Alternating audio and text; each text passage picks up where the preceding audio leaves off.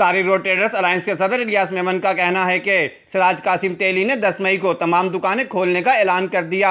M7 City news से खुसूसी गुफ्तगू करते हुए तारिक रोड ट्रेडर्स अलायंस के सदर इलियास मेमन का कहना था कि हुकूमत को चाहिए कि SOPs बनाकर ताजिर बिरादरी को कारोबार खोलने की जल्द अज जल्द इजाज़त दी जाए। आज हमारा तारिक रोड ट्रेड अलायंस का इजलास हुआ है। इसने SOP वगैरह जो गवर्नमेंट बनाएगी और 10 तारीख को सिराज कासिम तेली जो ऐलान कर रहा है बाज़ार खोलने का, इंशाअल्लाह ताला 10 तारीख को ज़रूर बाज़ार खुलेगा और तमाम मार्केटें 10 तारीख को तमाम दुकानदार यहाँ मौजूद होंगे और यहाँ के बाज़ार हम खुलवाएंगे।